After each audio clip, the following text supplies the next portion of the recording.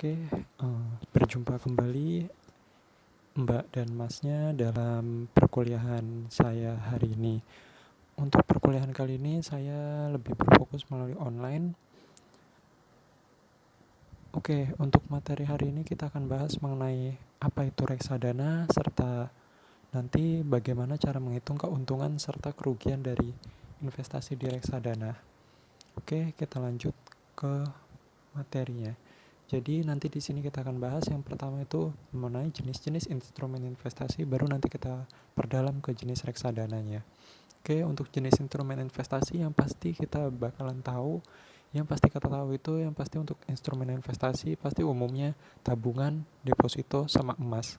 Namun selain dari tabungan, deposito, emas, di sini masih banyak instrumen-instrumen investasi lainnya selain dari tiga tersebut yang tadi. Contohnya ada juga lagi properti, ada tanah, ada saham, ada obligasi, serta ada juga sukuk, serta reksadana. Oke, sekarang kita pengen tahu apa sih itu reksadana. Jadi, reksadana merupakan suatu alternatif investasi bagi pemodal yang akan menginvestasikannya. Dananya ini akan dikelola oleh manajer investasi, dan nanti manajer investasi itu bakalan memilih-milih portofolio atau memilih-milih media investasi yang akan bisa digunakan agar bisa menghasilkan keuntungan di masa mendatang. Nanti manajer investasi bakal memilih portofolio apa aja. Terus selain itu juga ada lagi pengertian lain dari reksadana merupakan media investasi bagi pemodal yang tidak memiliki waktu serta keahlian dalam menghitung resiko dari investasi. Nah, jadi di sini investasi itu yang pasti nggak selamanya untung. Nah, di sini ya untuk meminimalkan resiko tersebut, jadi di sini para pemilik modal yang kurang paham mengenai pengelolaan keuangan, khususnya tadi apalagi materi saat ini kita reksadana, di sini ya para nasabah yang memiliki uang di sini bisa menginvestasikan dananya itu dalam bentuk reksadana. Oke, jadi di sini reksadana itu merupakan suatu kumpulan dari banyak investor menyimpan uang dalam salah satu perusahaan manajer investasi. Nanti di sini dalam satu perusahaan manajer investasi itu dia bakalan menawarkan banyak produk-produk dari reksadana. Nah, nanti di sini investor itu bisa memilih salah satu produk reksadana tersebut, membeli, terus menginvestasikan dananya, atau membeli atau menginvestasikan dananya. Terus di sini nanti dalam jangka waktu beberapa lama ya atau beberapa periode, entah itu bulanan, entah itu tahunan. Nah, nanti di sini akan mendapatkan keuntungan ataupun bisa juga menjadi kerugian. Di sini juga tergantung nanti bagaimana manajer investasinya itu mengelola keuangan, mengelola uang-uang yang didapat dari investor-investor tersebut itu agar bisa mendapatkan keuntungan bagi investor. Jadi di sini kita harus pintar-pintar juga mencari manajer investasi. Oke, untuk mungkin lebih gampangnya mungkin bisa kita lihat, kita simak cuplikan dari video berikut.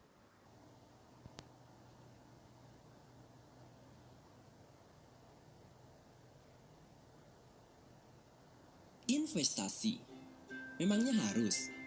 Tentu saja. Investasi menjaga kehidupan finansial Anda di masa depan terjaga. Namun, bukankah investasi memerlukan modal yang besar? Tidak perlu khawatir. Saat ini, ada instrumen investasi yang memungkinkan Anda untuk berinvestasi walau dengan modal kecil. Sebenarnya, apa saja yang terlintas di pikiran Anda saat seseorang menyebutkan reksadana? Memusingkan atau merepotkan? Sebetulnya tidak. Jadi, bagaimana sebenarnya cara kerja reksadana? Para investor mengumpulkan dana dalam satu wadah investasi yang kemudian dikelola oleh manajer investasi sesuai dengan tujuan investasinya. Perusahaan manajer investasi memiliki para profesional yang berkualifikasi dan berpengalaman. Manajer investasi akan menginvestasikan dana dari investor ke dalam berbagai instrumen, seperti obligasi, saham, dan pasar uang. Kita semua mengetahui bahwa harga saham dan obligasi dapat naik dan turun dengan sangat cepat. Hal tersebut adalah sesuatu yang tidak dapat kita hindari. Untuk meminimalisir risiko naik dan turunnya saham, manajer investasi akan berinvestasi tidak hanya di satu saham, tetapi pada beberapa saham. Setelah uang Anda diinvestasikan di reksadana, Anda akan diberi unit penyertaan yang mewakili uang yang Anda investasikan. Di sini kita mengenal istilah NAB atau nilai aktiva bersih reksadana. NAB per unit adalah nilai satu dari unit investasi Anda. Unit penyertaan tersebut dapat dengan mudah dicairkan untuk mendapatkan kembali uang yang telah Anda investasikan. Setiap Anda ingin mengetahui nilai investasi Anda dapat melihat nilai aktiva bersih di surat kabar atau website. Anda dapat berinvestasi di reksadana secara sekaligus maupun sedikit demi sedikit melalui rencana investasi yang sistematis. Ini membuat reksadana dapat diakses siapapun. Jadi, apakah investasi Anda berjalan dengan baik? Bagaimana Anda tahu? Setiap reksadana memiliki tolak ukur tetap untuk mengukur kinerja mereka. Dengan adanya benchmark, kita dapat mengetahui tinggi rendahnya return dalam risiko reksadana. Reksadana dikatakan memberikan return tinggi apabila returnnya di atas return benchmark. Sebaliknya, reksadana dikatakan memberikan return rendah apabila returnnya lebih kecil dibandingkan dengan return benchmark. Tugas manajer investasilah untuk menganalisis pasar dan mengelola portofolio reksadana. Itulah mengapa kita membayar mereka.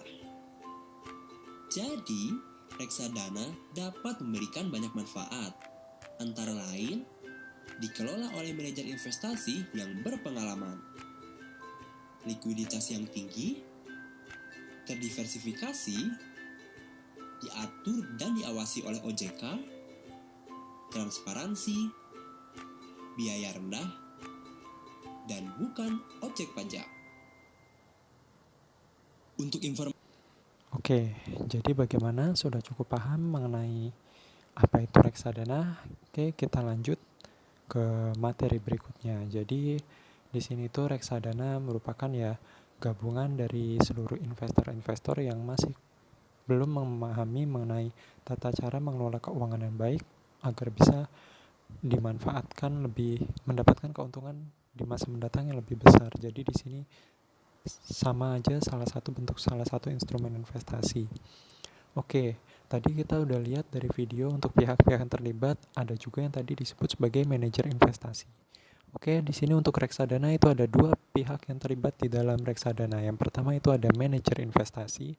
Di sini manajer investasi merupakan profesional yang bertugas menganalisis serta menempatkan serta memberikan rasa keamanan atas dana yang telah ditempatkan oleh manajer investasi pada beberapa jenis instrumen-instrumen keuangan. Nah, jadi di sini manajer investasi itu setelah dana-dana yang didapat dari investor-investor digabungkan semuanya, di sini bakalan manajer investasi itu meletakkan dana-dananya itu pada instrumen-instrumen keuangan. Contohnya seperti tadi kita jelasin di sebelumnya, itu bisa jadi obligasi, bisa itu di saham, bisa itu di sukuk, bisa itu di deposito, bisa juga di pasar uang. Nah, jadi di sini tuh dana-dananya itu bakalan ditempatkan pada instrumen investasi tersebut. Nah, jadi di sini manajer investasi juga nggak sembarangan menempatkan dananya di instrumen-instrumen tersebut. Nah, di sini manajer investasi itu harus menganalisis bagaimana sih perusahaannya itu, kalau misalkan kayak saham atau obligasi atau sukuk itu bagus apa tidak, kayak gitu.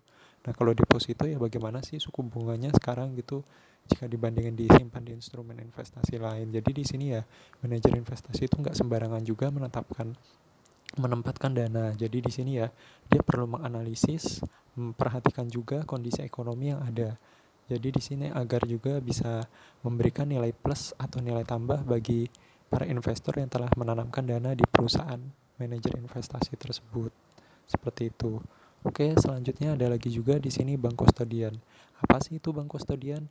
Di sini merupakan bank atau lembaga yang menjaga dari aset-aset reksadana. Nah, jadi di sini kalau misalkan kamu mau membuka reksadana, nanti kamu bakalan harus datang ke perusahaan manajer investasi. Contohnya seperti kan tadi saya udah jelaskan di kelas, suruh memilih perusahaan-perusahaan manajer investasi itu apa-apa aja. Nah, di dalamnya kan ada banyak jenis-jenis instrumen investasinya.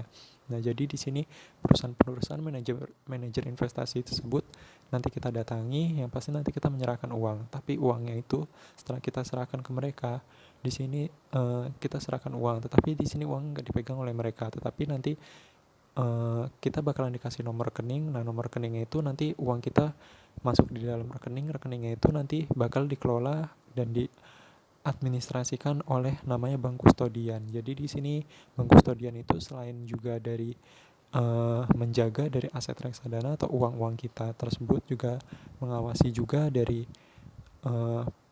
aktivitas dari para manajer investasi. Di sini ada beberapa tugas administrasi dari bank kustodian. Yang pertama tadi mencatat jumlah unit penyertaan kita. Nah, contohnya seperti yang kayak tadi saya jelaskan di dalam kelas.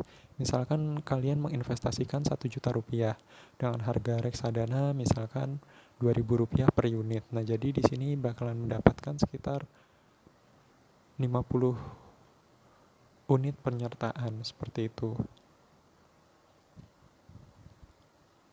Mohon maaf, 500 unit penyertaan dari 1 juta rupiah dibagi sama Rp2.000 per unit. Jadi di sini bakalan mendapatkan 500 unit penyertaan.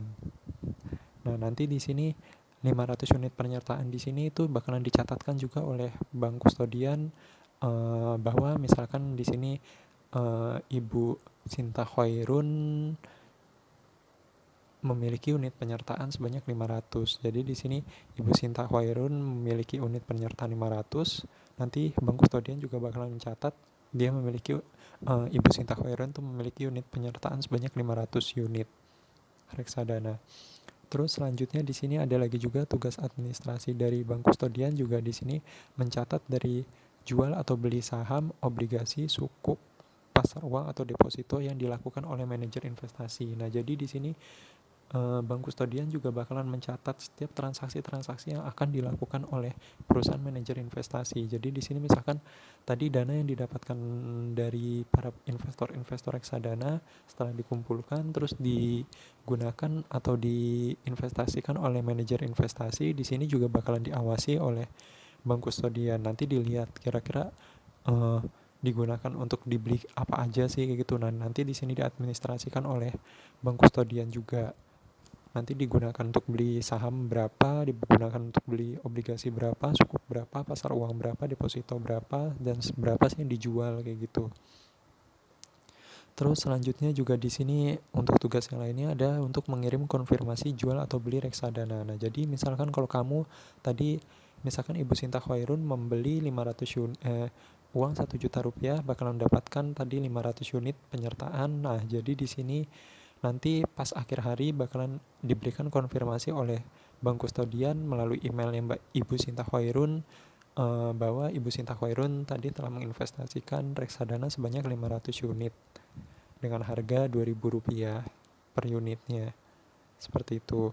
Nah, terus selanjutnya di sini juga sama seperti yang tadi saya bilang untuk pengawasan manajer investasi. Jadi di sini bukan hanya menerima uang saja menerima uang atau dana dari para investor. Jadi di sini juga dia juga bakalan bank kustodian itu melakukan pengawasan dari aktivitas-aktivitas yang akan dilakukan oleh manajer investasi. Apakah itu kalau misalkan investasinya itu yang di syariah, misalkan kayak reksadana syariah, apakah itu sudah sesuai atau belum gitu dengan prinsip-prinsip syariah. Contohnya saham-sahamnya itu sudah syariah atau belum, obligasinya itu obligasi syariah atau obligasi konvensional, seperti itu. Untuk pemahaman mengenai obligasi syariah atau konvensional nanti kita akan bahas di pertemuan mata kuliah perbankan syariah di semester berikutnya jika bertemu saya lagi. Oke, untuk di slide selanjutnya di sini ada namanya sebut sebagai laporan reksadana. Tadi kita lihat di video ada namanya fact sheet di sini atau sebut juga sebagai laporan reksadana. Apa aja sih isinya? Beberapa di antaranya itu ada di antara yang pertama itu ada laporan aset kewajiban. Jadi di sini itu bakalan ada informasi mengenai komposisi aset. Maksudnya di sini jumlah aset yang keseluruhan dari seluruh investor digabungkan menjadi satu di perusahaan manajer investasi itu ada berapa sih seluruh asetnya. Terus habis itu nanti di sini bakalan dijelasin juga jumlah unit penyertaan. Maksudnya di sini itu investornya contohnya tadi kayak Ibu Sinta Khairun membeli 1 juta rupiah dengan harga Rp2.000, dia mendapatkan 500 unit. Nah, di sini misalkan Bu Khairun punya 500 unit. Nah, terus misalkan di sini Bapak Aldi Pardapa Aurelia misalkan di sini memiliki unit penyertaan 500 unit lagi juga. Misalkan di sini ada lagi juga Fiona Ihsan Nurdia Pratama misalkan di sini memiliki unit penyertaan 200 unit. Nah, jadi di sini total semuanya digabung menjadi satu. Tadi punyanya Sinta Khairun, punyanya Mas Aldi sama punyanya Ibu Fiona tadi 500 sama 200. Jadi total unit penyertaan semuanya di sini bakalan dijelasin sebanyak 1.200 unit seperti itu. Terus ada lagi juga nilai aktiva bersih per unit. Maksudnya di sini nilai aktiva bersih per unit itu harga reksadana terakhirnya. Contohnya yang kayak tadi di kelas kita sudah bahas mengenai grafik-grafiknya. Grafik di awal tahun di harga berapa, di akhir periode berapa. Itu disebut sebagai nilai aktiva bersih per unit. Terus selanjutnya selain itu ada lagi juga berisi mengenai laporan laba rugi reksadana. Nah, jadi di sini tuh bakalan dijelasin pendapatan-pendapatan atau dana-dana yang didapat dari investor itu dibelikan untuk apa aja sih, terus didapatkan dari siapa-siapa aja sih, terus digunakan untuk biaya-biayanya dikeluarkan untuk investasi apa aja. Nah, terus habis itu nanti di sini bakalan dikeluarin lagi biaya-biaya untuk perusahaan manajer investasi tersebut juga. Nah, nanti di sini bakalan ada berisi data laporan laba rugi. Terus selanjutnya di sini ada juga lagi mengenai informasi mengenai laporan perubahan aset bersih. Nah, maksudnya di sini bakalan dijelasin juga nanti selama 1 bulan atau 1 periode tersebut itu bakalan menginformasikan bahwa historisnya mengenai berapa unit sih yang bertambah dan berapa unit sih yang bakalan berkurang. Setiap harinya itu berapa gitu, itu bakalan dirinci per hari. Tapi nanti itu dibuat dalam bentuk satu laporan per bulan seperti itu. Oke, selanjutnya kita akan bahas mengenai nilai aktiva bersih atau NAB. Apa sih itu NAB?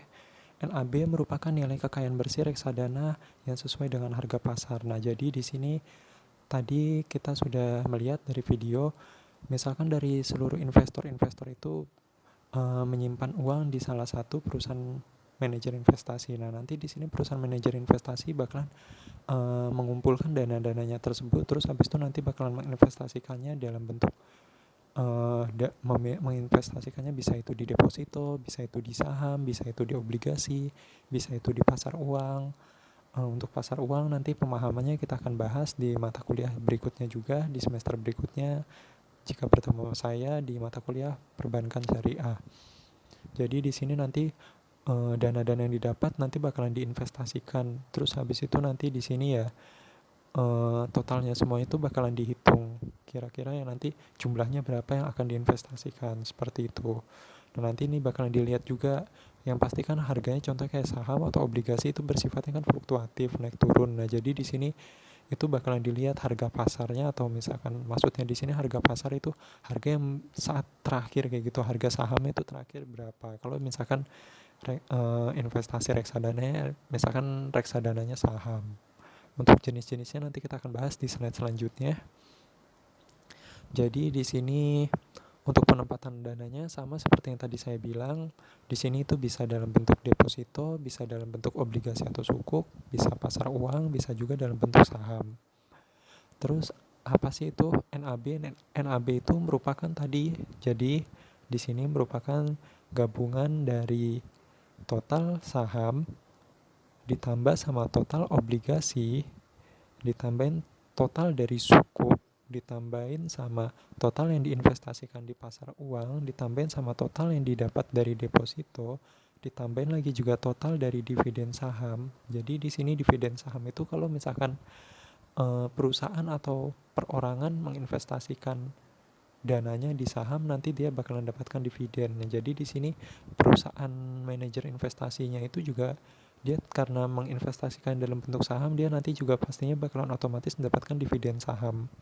Nah, di sini dividen sahamnya itu setelah dibagikan oleh setelah diberi dari perusahaan ke perusahaan yang dia investasikan, perusahaan manajer investasi yang dia investasikan, misalkan di sini perusahaan manajer investasinya menginvestasikannya di saham Indofood. Nah, Indofood nanti selama 1 tahun bakalan memberikan dividen ke perusahaan manajer investasi. Nah, perusahaan manajer investasi ini nanti dividennya itu bakalan dibagi menjadi dibagi-bagi berdasarkan kepemilikan dari masing-masing pemilik reksadana saham, seperti itu. Nah, terus habis itu juga sama, ada lagi juga kupon obligasi. Nah, jadi di sini tadi manajer investasinya itu mendapatkan dananya itu nanti diinvestasikan, misalkan ada perusahaan Adira Multifinance atau perusahaan leasing motor atau mobil, misalkan di sini Adira mengeluarkan obligasi. Nah, perusahaan manajer investasi itu bisa menginvestasikan dananya ke perusahaan Adira. Nah, nanti di sini setiap per berapa bulan sekali nanti Adira bakalan memberikan kupon obligasi atau bunga obligasi. Nanti di sini bunganya itu nanti bakalan dibagi-bagikan juga ke investasi yang ada di reksadana, investor-investor yang ada di reksadana. Nah, nanti Oke, kita lanjut lagi ke nilai aktiva bersih kembali. Jadi di sini total dari seluruhnya saham, obligasi, sukuk, pasar uang, deposito, dividen saham, dan kupon obligasi itu semuanya kita jumlah dikurangin sama total biaya operasional. Jadi di sini biaya operasional dari perusahaan manajer investasi tersebut, yaitu entah itu bisa biaya gaji, bisa biaya operasional perusahaan, ditambahin sama biaya manajer investasi, ditambahin sama biaya bank kustodian. Nanti di sini tadi yang saham, obligasi, dan lainnya dikurangi sama biaya-biaya ini. Nah, nanti itu bakal menghasilkan namanya nilai aktiva bersih. Nah, nilai aktiva bersihnya ini yang nanti itu dijelaskan di fact sheet. Nah, nanti di sini nilai aktiva bersih itu dibagi sama total investasi yang tadi ditempatkan. Misalkan contohnya tadi Ibu Khairun sebanyak 500 unit. Nah, terus habis itu misalkan tadi Mas Aldi 500 unit. Nah, terus misalkan tadi ada lagi Mas Ihsan Nurdia Fiona misalkan tadi 200 unit. Nah, jadi di sini itu nanti dibagi unit penyertaannya itu 1.200. Nah, jadi misalkan di sini total semuanya yang terkumpul dari saham, obligasi, sukuk, pasar uang, deposito, dividen saham, dan kupon obligasi itu misalkan dapatnya 100 juta rupiah. Nah, terus habis itu 105 juta rupiah. Nah, terus misalkan biaya operasional, biaya manajer investasi sama biaya bank kustodian misalkan 5 juta rupiah. Nah, jadi 105 juta rupiah dikurangi 5 juta rupiah, totalnya mendapatkan 100 juta rupiah. Nah, 100 juta rupiah itu tadi nanti dibagi sama 1.200 unit total gabungan dari seluruh investor yang menanamkan dananya di reksadana. Nanti ya 100 juta itu dibagi 1.200 unit.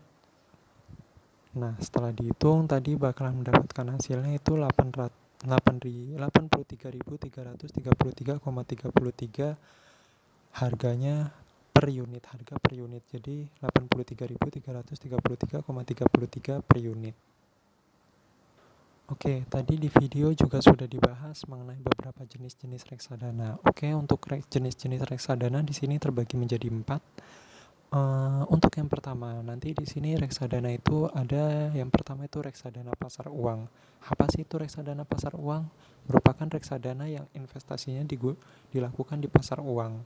Jadi di sini manajer investasi itu setelah mendapatkan dana dari seluruh investor, di sini sebagian itu ditempatkan di pasar uang. Nah, nanti di sini itu dia karakteristik dari reksadana pasar uang ini. Di sini dana yang diinvestasikannya itu memiliki masa jatuh temponya itu kurang dari 1 tahun. Oke, selanjutnya nanti di sini apa-apa aja sih yang diinvestasikan di reksadana pasar uang? Ada beberapa jenis yang diinvestasikan. Ada deposito berjangka, ada surat sertifikat Bank Indonesia, ada surat berharga pasar uang, dan beberapa dari surat-surat berharga yang dikeluarkan oleh negara ataupun perbankan, seperti itu. Nah, terus di sini juga untuk reksadana pasar uang itu memiliki resiko yang rendah. Kenapa di sini memiliki resiko yang rendah? Soalnya di sini biasanya itu banyak surat-surat yang diterbitkannya oleh pemerintah. Jadi di sini ya resikonya cukup kecil lah. Terus di sini kenapa sih perusahaan reksadana itu memilih reksadana pasar uang atau investornya memilih reksadana pasar uang? Di sini itu umumnya biasanya untuk perusahaan reksadananya, dia di sini untuk menjaga likuiditas sama untuk memelihara modal. Jadi di sini berapa dananya itu enggak semuanya diinvestasikan di obligasi atau di saham, tetapi ada sebagian diinvestasikan di pasar uang. Di sini untuk likuiditas atau jaga-jaga nanti kalau sewaktu-waktu ada investor yang ingin menarik dananya. Jadi di sini ya nggak semuanya diinvestasikan di jangka waktu yang lama, ada yang jangka waktu yang dekat. Terus habis itu juga di sini untuk pemeliharaan modal. Jadi di sini maksudnya pemeliharaan modal yang pasti kan kayak obligasi atau sukuk itu dia bersifatnya fluktuatif, kan istilahnya naik turun seperti itu. Nah sedangkan kalau reksadana pasar uang di sini atau dana-dana yang didapatkan dari manajer investasi itu ditempatkan di pasar uang. Di sini kan pergerakannya nggak terlalu fluktuatif banget seperti saham atau obligasi. Jadi di sini ya dana yang ditempatkan ya bakalan tetap kayak gitu. Paling biasanya ya suku bunga naik ya sekitar berapa bulan sekali seperti itu, nggak naik turun drastis seperti di saham atau obligasi seperti itu. Oke, selanjutnya di sini kita akan bahas mengenai reksadana pendapatan tetap. Jadi reksadana pendapatan tetap itu apa sih? Merupakan reksadana yang investasinya dilakukan oleh manajer investasi, diinvestasikan dalam bentuk efek atau surat-surat utang. Jadi di sini itu misalkan kalau investornya itu dia request reksadana pendapatan tetap. Jadi di sini nanti para manajer investasi itu bakalan mengumpulkan seluruh dana-dana yang dari dari investor reksadana pendapatan tetap. Di sini ya minimal 80%-nya itu bakal diinvestasikan. Misalkan di sini total yang didapat dari reksadana pendapatan tetap dari total dari investor yang menginvestasikan di reksadana pendapatan tetap misalkan 100 juta. Nah, 100 juta di sini ya minimal 80% itu ditempatkan dalam bentuk obligasi atau bisa aja atau melalui sukuk. Oke, jadi di sini untuk di poin selanjutnya sama seperti yang tadi saya bilang, untuk alat investasinya di reksadana pendapatan tetap itu pilihan instrumen investasinya itu bisa obligasi, bisa sukuk. Untuk obligasi atau sukuk di sini terbagi menjadi dua, obligasi atau sukuk yang diterbitkan oleh pemerintah, yang kedua itu obligasi atau sukuk yang diterbitkan oleh swasta. Terus di sini juga untuk reksadana pendapatan tetap juga memiliki tingkat pengembalian yang stabil. Kenapa di sini tingkat pengambilan juga cukup stabil? Umumnya khususnya untuk sukuk di sini karena berdasarkan syariah, di sini umumnya lebih stabil. Di sini yang lebih stabil itu karena di sini ya untuk obligasi atau sukuk pemerintah, karena di sini ya istilahnya ada jaminan, istilahnya ya kalau walaupun obligasinya tersebut atau surat utangnya tersebut gak sanggup dibayar, seenggaknya masih ada jaminan pemerintah lah kayak gitu istilahnya. Kan kalau ada jaminan pemerintah ya masyarakat yang memiliki reksadana ya masih tenang-tenang saja seperti itu. Terus selanjutnya di sini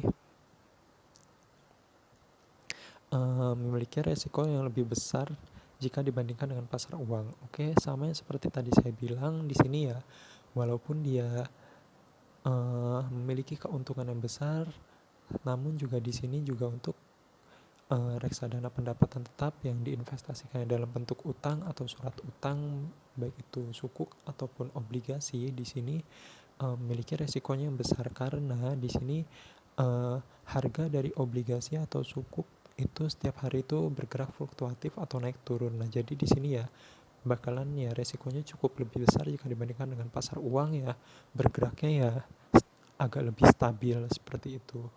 Terus untuk reksadana pendapatan tetap di sini nanti jadi para manajer investasi itu setelah mendapatkan atau memperoleh dana dari seluruh investor yang menginvestasikannya di dalam reksadana pendapatan tetap, di sini itu nanti bakalan dikumpulkan semuanya, terus habis itu diinvestasikan dalam bentuk deposito atau obligasi yang investasinya umumnya deposito atau obligasi itu lebih dari 1 tahun.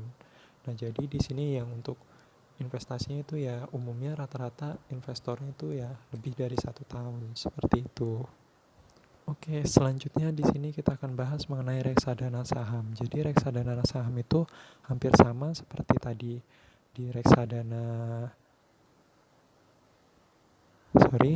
pendapatan tetap. Jadi di sini reksadana yang diinvestasikan oleh manajer-manajer investasi tersebut, investasinya itu yang sifat melalui instrumen-instrumen yang ekuitas. Jadi di sini maksudnya instrumen ekuitas itu contohnya kayak saham dan turunannya. Jadi di sini tuh contohnya kalau saham dan turunannya, misalkan contohnya turunan dari saham itu bisa aja waran, bisa itu RAIC, bisa aja itu saham bonus. Untuk penjelasan mana yang waran, RAIC, dan saham bonus nanti kita akan bahas di perkuliahan berikutnya di mata kuliah pasar modal jika bertemu sama saya. Jadi nanti di sini setelah dana-dana yang terkumpul dari masyarakat yang dikelola oleh manajer investasi yang memilih masyarakatnya itu dalam reksadana saham, di sini itu bakalan diinvestasikan minimal sekali itu 80%-nya. Nah, jadi di sini dana yang misalkan didapatnya itu 150 juta, minimal 80%-nya itu misalkan di sini 80% dari 150 misalkan 30 juta misalkan gitu. 130 juta itu ditempatkan dalam investasi saham. Nah, tetapi di sini nggak sembarangan juga 130 juta itu langsung ditempatkan di saham A, saham B, tetapi di sini ya manajer investasi itu juga harus paham dulu perusahaan tersebut ya bagaimana kinerjanya, bagus atau buruk, terus ya bagaimana harga sahamnya sekarang, cukup kemahalan atau cukup ketinggian, cukup kemahalan atau murah kayak gitu. Nah, nanti setelah dipertimbangkan beberapa hal tersebut, nah nanti dia baru menginvestasikannya di dalam bentuk saham. Terus selanjutnya di poin ketiga di sini untuk reksadana saham juga sama, memiliki tingkat pengembalian yang fluktuatif. Jadi di sini itu yang pasti untuk reksadana saham itu ya fluktuatif karena emang harga-harga saham itu setiap hari itu bergerak. Bahkan bukan setiap hari, setiap detik atau menit pun juga bisa aja bergerak, bisa naik bisa turun. Jadi ya misalkan tadi pagi ya harga saham itu dibuka 100, belum tentu juga 1 jam kemudian masih 100, bisa aja bergerak di 120 atau di 95 seperti itu, atau bisa juga nanti jadi 108 seperti itu. Terus di sini juga untuk reksadana saham itu resikonya juga cukup besar. Nah, di sini jika dibandingkan dengan pasar uang, pendapatan tetap dan campuran, yang pasti di sini jadinya jika dibandingkan dengan obligasi ataupun dengan yang reksadana pasar uang yang tadi yang istilahnya disimpan di dalam bentuk sertifikat Bank Indonesia, di sini kalau misalkan reksadana saham itu ya bergeraknya cukup fluktuatif banget karena di sini ya karena diinvestasikannya di saham ya kita harus tahu dulu ya saham-saham yang bagus di harga yang murah ya biar gak terlalu mahal banget kayak gitu istilahnya. Ya di sini ya peran dari manajer investasi mengenai pemilihan-pemilihan saham itu sangat diperlukan sekali seperti itu. Terus selanjutnya di sini juga untuk reksadana saham, jadi nanti manajer-manajer investasi setelah memilih-milih sahamnya tersebut nanti dia bakal melakukan penempatan investasi, dan di sini diinvestasikannya itu umumnya lebih dari 1 tahun. Biasanya yang investor-investor yang menempatkan dalam reksadana saham umumnya itu ya dia menginvestasikannya juga sama lebih dari 1 tahun seperti itu. Oke, selanjutnya kita akan bahas mengenai reksadana campuran. Nah, jadi di sini apa sih yang dimaksud dengan reksadana campuran? Jadi di sini itu merupakan salah satu produk yang ditawarkan oleh manajer investasi, yang mana nanti setelah dananya dikumpul dari seluruh investor, nanti di sini manajer investasi itu bakalan menginvestasikan dana-dananya itu entah itu dalam bentuk investasi dananya setelah dana yang diperoleh itu entah itu bentuk dalam saham, entah itu dalam bentuk sukuk, atau entah itu dalam bentuk obligasi. Nah, jadi di sini misalkan ada investor-investor dari ingin investasinya di reksadana campuran. Nah, nanti di sini dana yang didapat nanti baru bakalan diinvestasikan ke instrumen-instrumen tadi yang saya sebutkan sebelumnya. Oke, jadi di sini untuk instrumen investasinya itu ada saham serta turunannya, baik itu saham milik pemerintah ataupun swasta, serta obligasi serta sukuk milik pemerintah ataupun swasta.